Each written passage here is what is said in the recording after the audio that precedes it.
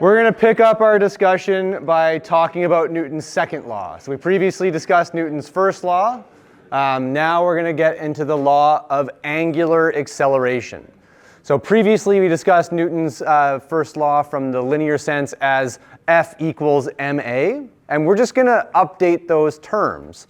Now we have m standing for moment or torque is equal to I alpha, where I is our moment of inertia, right? So remember we have mk squared. So our torque is equal to our moment of inertia multiplied by our angular acceleration. So again, we're just mirroring the linear kinetic quantity that we had of F equals ma and updating it with our angular terms of torque, moment of inertia, and angular acceleration. So a torque applied to a body causes an angular acceleration of that body of a magnitude proportional to the torque in the direction of the torque and inversely proportional to the moment of inertia. So for linear, it was a force applied to an object causes acceleration proportional to the force and inversely proportional to mass. And all we're doing is updating these quantities to be a torque applied causes an angular acceleration that is proportional to the torque and inversely proportional to the moment of inertia. Okay? So basically, the heavier it is or the farther it is from the axis of rotation, the more force is required to cause an acceleration. So if we look at an object and we try to accelerate it in an angular movement, we're going to have to apply a force at some perpendicular distance away from the axis of rotation. That results in a torque. That torque will then cause an acceleration of the object. The more torque we exert on that object, the more the object will accelerate. Now let's quickly go back to looking at our examples that we had from last class. So we'll bring out ye old gigantic golf club again. So if I go to accelerate this golf club and I apply a torque and I keep my arms fully extended, okay, what's going to happen? Am I going to be very successful? Probably not, right? Why? Yeah, I need to bend my arms to decrease the radius of gyration, which will lower my moment of inertia, meaning that if I apply the same torque onto the golf club, right, so the torque's coming from kinetic linking of my hips, my torso, my arms, and then we're applying it down into the club, okay, if I get that moment of inertia smaller, for the same torque, I'll result in a larger angular acceleration because I'm decreasing that moment of inertia, right? And so if we're inversely proportional to moment of inertia, that means the more we resist our motion, the more torque would be required to cause the same acceleration. So we make it shorter, makes it easier for us to accelerate the object. The same thing happens when we're looking at human movement, okay? So if we look at trying to cause a rotation of a human, right, whether we're jumping or trying to do some flips in the air, we want to optimize our body position. Remember, we have a different moment of inertia around each axis that we can modify. So we want to optimize our body position to get the intended rotation, be that stopping rotation or causing rotation. Now, the way that we're going to cause a change in our angular momentum, just like we saw with linear, is by applying an impulse. So now, instead of having an impulse be force times time, we're going to look at it from the angular perspective of an impulse is moment or torque times time. Okay, so if I apply a certain amount of torque over a certain period of time, that will result in an impulse, and that impulse will cause a change in angular momentum. Okay, how might I observe that change in angular momentum? What are the two things that could happen? So if I change my angular momentum, what two quantities could I modify? Nice and loud?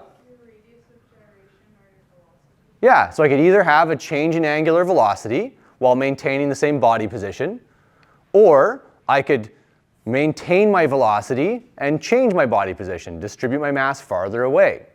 Could I also do both? Yeah, I could also have both of those things happen simultaneously. So I could have a situation where, let's say that I was laid out and I applied a torque that caused me to rotate. Okay, so I'm going to change my angular velocity, But at the same time, I could also tuck in my arms, and that's going to do what? Increase or decrease the change in velocity? Yeah, I'm going to have a larger change in angular velocity. Okay? Still the same change in angular momentum, right? But I can change the amount that I modify my velocity in that case by modifying my radius of gyration simultaneously. So because we're not a rigid body, right, we're able to make that modification around any axis of rotation. So I can limit the change in my angular velocity by modifying my radius of gyration about 1, 2, or all 3 axes to get the desired outcome. So certain sports, it might be advantageous to minimize my radius of gyration in all axes. So if we think about like an aerial sport, so I'm trying to do as many flips as possible, right? Think skateboarding on a half pipe or snowboarding or diving. We're trying to complete a certain number of rotations as quickly as we possibly can. What's my best strategy going to be? Yeah, just tuck into a ball. Okay, and same thing if I want to flip in multiple axes at the same time. So if I want to do like a backflip 360, it's going to be much harder if I'm in a nice laid out position like this than if I tuck into a nice tight ball and minimize that radius of gyration. Now, does that mean that we can't do it in the laid out position? Absolutely not. What is it going to require? More torque, right? So we'd have to have a larger torque to cause a larger change in angular momentum. So how would I modify this to produce the optimal torque? If I want to create more torque, what do I need to do? Okay, so one thing is I could modify the perpendicular distance away from my axis of rotation. So if we look at the golfing example again, if I golf with my feet touching, is that going to be super effective? No, it's pretty hard for me to cause a rotation about my z-axis because I don't have any ability of producing force with my feet away from that axis of rotation. So I need to stagger my feet away. Okay? I need to have my feet some distance away from that axis of rotation so that at each foot I can cause a rotation to change the angular momentum of my hips. Changing the angular momentum of my hips transfers via kinetic linking to rotating my torso, which transfers to rotating my arms. So we're able to produce forces at our feet, at our hips, shoulders, arms, and all of those can sum together. And the goal here being that we're causing a change in the angular momentum of the club. So very often, we're going to be utilizing various body parts via kinetic linking to apply some external torque onto an object in many sports. Okay? And that object could be ourselves, but very often it's going to be an object that we're holding. So what is the goal then of kinetic linking besides producing force? So we get more torque. So we can kinetic link, we can either modify where we produce that force to be farther distance away from the axis, we can produce more torque, and it will also result in more time. So what's the concept that actually increases the time that we're producing those forces for? Yeah, we're going to have more degrees of freedom or more potential movements involved.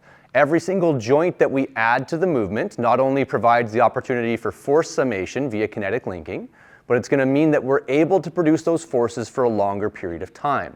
So again, if we look at the golf example, I can either go like this with just my upper body. Is that going to be very effective for a drive? What might this be effective for is something like a chipping shot, right? If I want to limit the amount, that's the right term? Excellent, look at me. Okay, I want to limit the amount of force. I'm not trying to like yeet the ball as far as I possibly can. We just want to like chip it up out of a sand bunker, thank you. Okay, so chip it out of the bunker.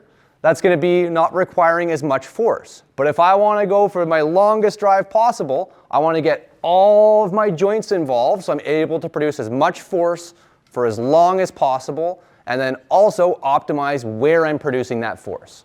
Now, where are my axes of rotation going to be for a golf swing besides just my z-axis? So I'm going to have everything kind of rotating around that central z-axis. But where else am I going to have important axes of rotation? Do I have any at my hips?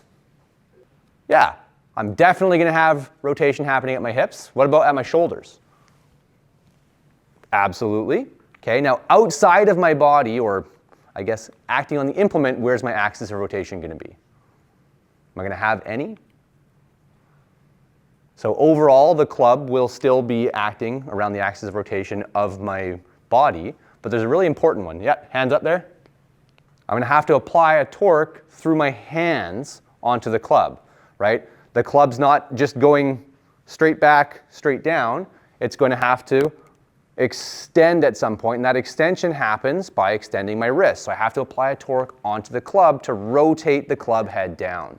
So as we're thinking about the motion, we're going to have some general axis that is our primary axis of rotation, but we'll also very frequently have multiple axes of rotation that we need to consider at different time points of the skill. So one of the things that we do with our qualitative anatomical analysis and our qualitative biomechanical analysis, we break down what phase things are happening in, what joints are important in that phase, what actions are happening in that phase, right? So when you're doing your QBA projects, always be thinking about that is, what is my primary axis of rotation in this phase? What things are contributing to causing that rotation? Because that's often going to help us determine what is the optimal outcome of this skill. So breaking down and finding the critical phases where those torques are being applied, what axis of rotation we have so we understand where is the force being applied relative to which axis of rotation that's causing this change in angular motion. So if we think about our diving example here, we're trying to cause a rotation that allows us to perform, in this case, either front or, in his position, a backflip. Okay? So if I want to cause a backflip, what's required of me on the diving board? Where do I need to apply a torque? Yeah, at my feet. And what axis of rotation am I interested in? Okay, my y-axis, right? And what will the actual axis of rotation be once I'm in the air? Yeah, my center of gravity, right? So I need to apply a torque that acts, in this case I want to go backwards, below my center of gravity, right?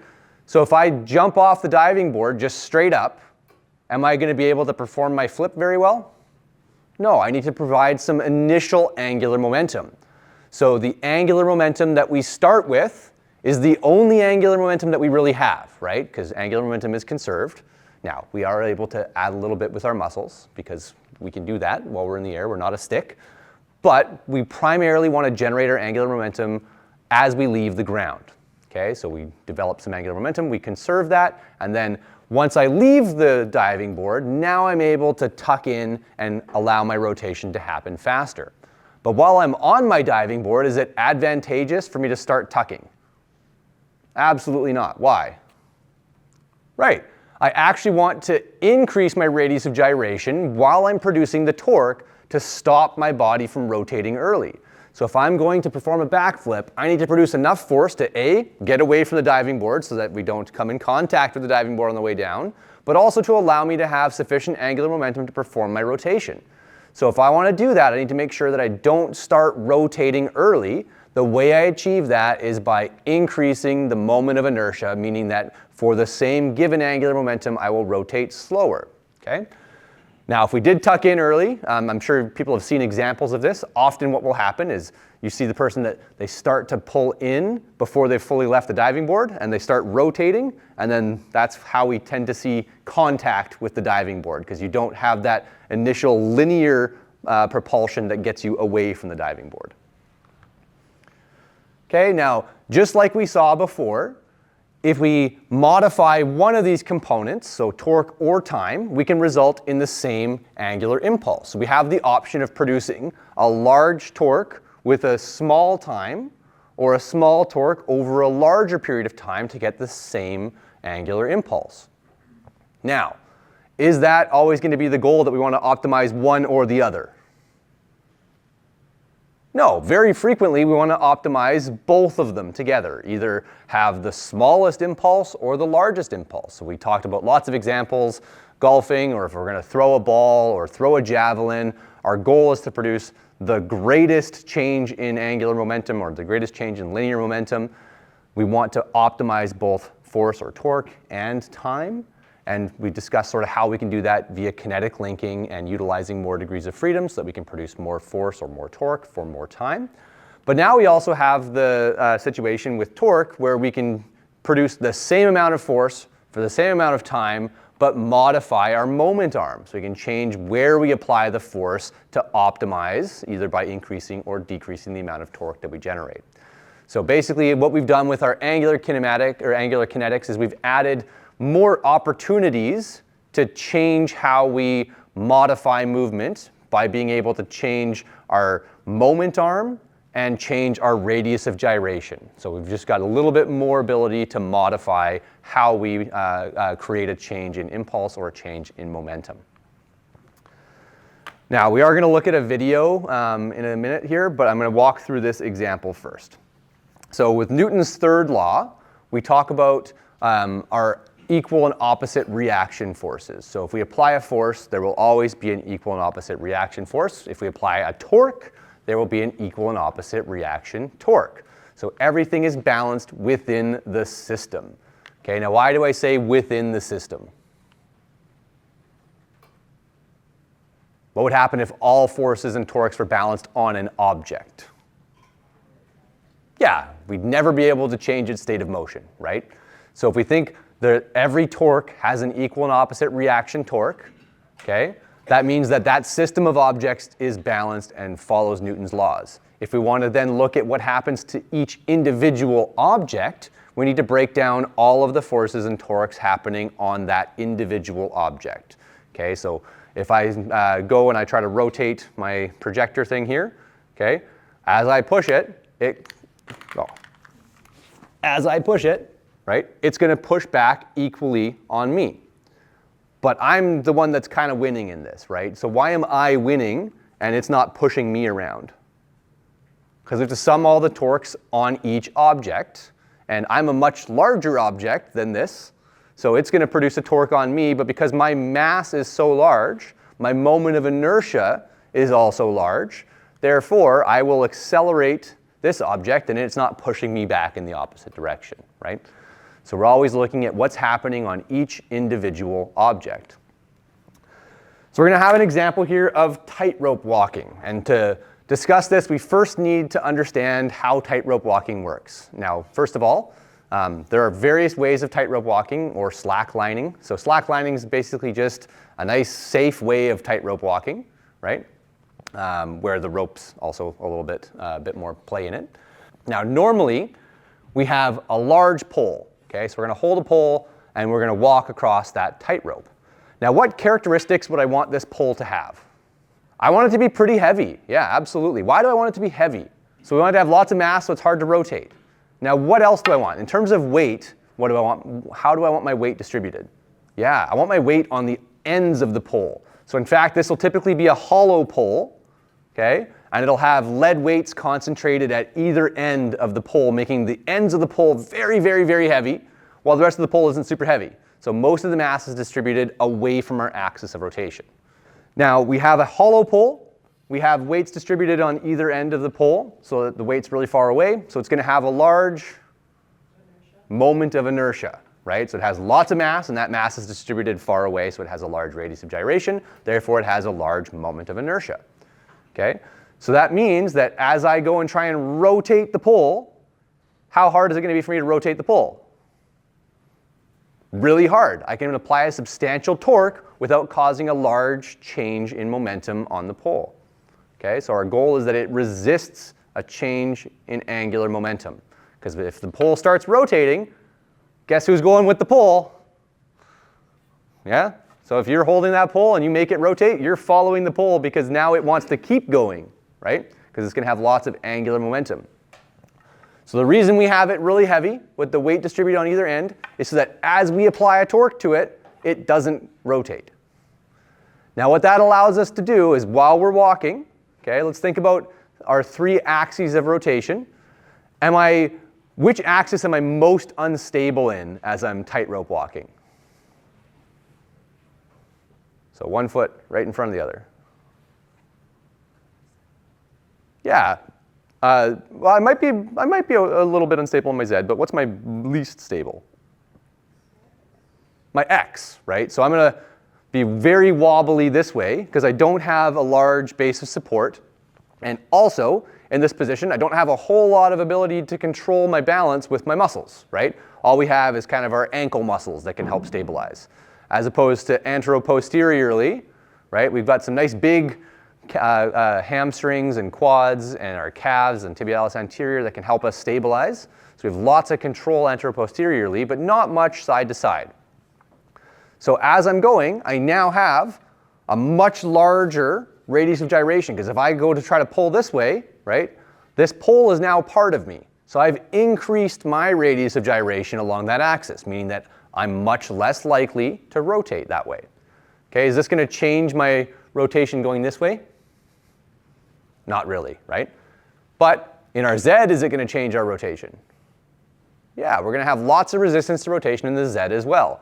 So we've stabilized in both the X and Z directions by increasing our moment of inertia. So now as I'm walking, if I start wobbling to the side, all I need to do is apply some force down on this pole. If I apply some force on the pole, it'll create a torque. That will then create a counter torque. And just like when I pushed on my presenter thing, my little clicker, I was able to move that pretty easily because I'm heavy, but it didn't push back on me. Well, now we're in a situation where the pole has a ton of resistance to rotation, and I don't. So as I pull on that pole, I don't need a very strong force, right, or a very strong torque. So I'm not going to change the motion of the pole, but the pole's going to allow the small torque that's exerted back on me to correct my balance. So I can literally just keep pushing on this pole and balancing out, and I'm both more stable because or I'm both more, I guess, balanced because I have the ability to reduce my likelihood of rotating because now my moment of inertia is so large, and I can get a counter torque that can stabilize me. So walking with a balancing pole while tightrope walking is substantially easier than if I now walk across a tightrope with no additional help, right? So the key concept here is by modifying our radius of gyration, we're able to increase our moment of inertia in our X and Z axes, which are our most unstable axes in this position. And that means that I can now successfully tightrope. No, let's be clear, I can't successfully tightrope walk, but that guy can successfully tightrope walk between his buildings. So if I had the option of having that pole be hollow or solid, what would you choose? Let's assume they're the exact same weight either way. So basically we have the option of a pipe or a solid bar. And in either case, they're going to weigh the exact same, be the exact same size. So where's the radius of gyration of this? Let's assume it's an equally distributed mass here. In the middle? Yeah, not directly in the middle, but halfway between the edge and the middle, right? Okay. Where's the radius of gyration of this? Right on the edge. So all of the mass is concentrated on the outside of a pipe, whereas on a bar, the mass is equally distributed, so it's halfway between the edge. Now, what do we know about our radius of gyration? Yeah, so this now has a larger moment of inertia from rolling out of your hands, okay? So by having this bar be hollow, it's now also resisting rolling out of your hands. So if you were to like readjust your hands, this one's less likely to roll out on you. Now on Tuesday, we're going to show a cool demonstration of this actually happening in real life. So I'll have two water bottles. One will be filled with water, one will be empty, and we'll actually see that the full one should roll faster or slower.